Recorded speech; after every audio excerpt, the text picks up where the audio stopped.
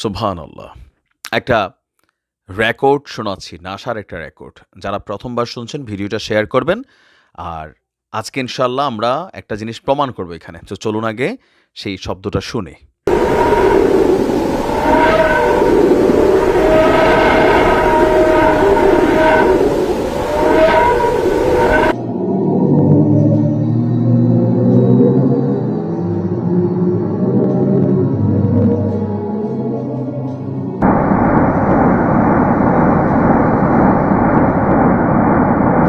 নিশ্চয়ই আপনিও কিছুটা ভয় পেয়েছেন এবং অদ্ভুত একটা শব্দ শুনেছেন। দর্শক, এই আওয়াজটা কি আসলে ফেরেশতাদের কোনো আওয়াজ?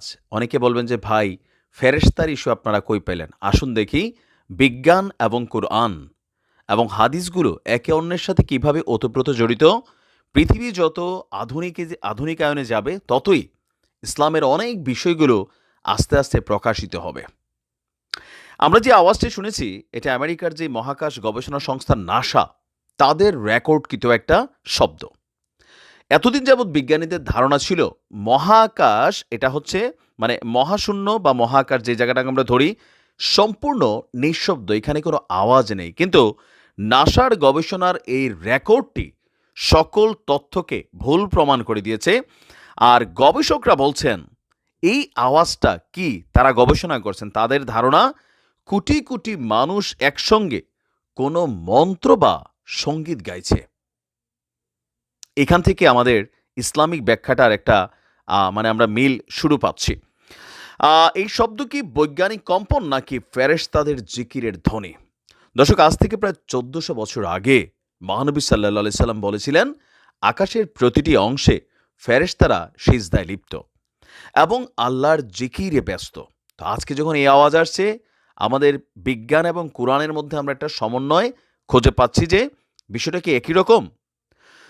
সহি মুসলিম হাদিস আবুদার রাদিয়াল্লাহু থেকে বর্ণিত, রাসূল সাল্লাল্লাহু আলাইহি সাল্লাম যখন মিরাজ থেকে ফিরে এসেছিলেন, তখন সাহাবারা তাকে জিজ্ঞাসা করেছিলেন, ইয়া রাসূল, আপনি আকাশে কি দেখেছেন, কি শুনেছেন?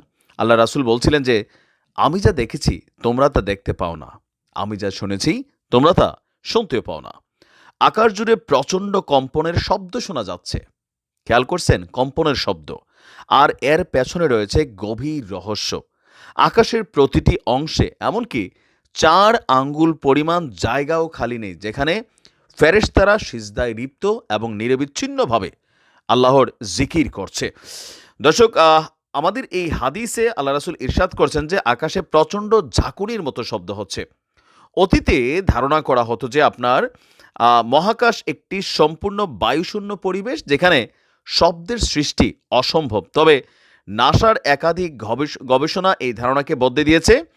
গবেষণা বলছে মহাকাশে বিভিন্ন প্রাকৃতিক ঘটনা এবং কম্পনের ফলে বিশেষ ধরনের শব্দ সৃষ্টি হয়, যা এখন পর্যন্ত যে আধুনিক প্রযুক্তি তৈরি হয়েছে এগুলোর মাধ্যমে কিছুটা সম্ভব হচ্ছে, মানে এটাকে আইডেন্টিফাই করা। নাসার hour universe is not silent এবং লিসেন টু দ্য ইউনিভার্স নামক প্রতিবেদনে বিস্তারিতভাবে তুলে ধরা হয়েছে কিভাবে মহাকাশে শব্দের সৃষ্টি হয়। সংস্থাটির অত্যাধুনিক টেলিস্কোপ এবং গবেষণা সরঞ্জামের মাধ্যমে এসব মহাকাশীয় শব্দ শনাক্ত এবং রেকর্ড করা হয়েছে।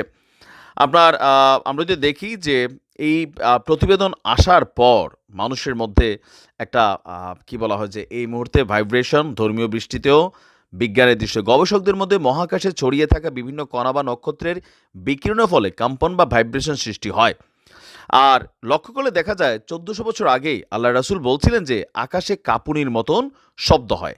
নাসা বর্তমানে বলছে এই শব্দগুলি কাঁপুনির কারণে সৃষ্টি। এমনকি গবেষণার সাথে যুক্ত একজন বিজ্ঞানী বলছেন যে শব্দ শুনে তার মনে হয়েছে যেন একত্রে বিলিয়ন বিলিয়ন মানুষ গ্রেগরিয়ান চ্যান্ট গাইছে। গ্রেগরিয়ান চ্যান্ট হলো এক ধরনের ধর্মীয় সঙ্গীত যা একসাথে গাওয়া হয়। আল্লাহ রাসূল বলছেন যে মহাকাশে আপনার ফেরেশতারা কন্টিনিউ জিকির করে। এখন যার যার বিশ্বাস তার তার কাছে, বাট এই ধরনের রহস্যময় ঘটনা প্রকৃতিতে অনেক ঘটবে। বিজ্ঞান যত উন্নত হবে, ইসলামের অনেক জিনিস আস্তে আস্তে সামনে আসতে থাকবে, যেটা ১৪০০ বছর আগে আল্লাহ রাসূল বলে গেছেন। ভালো থাকুন। আসসালামু আলাইকুম।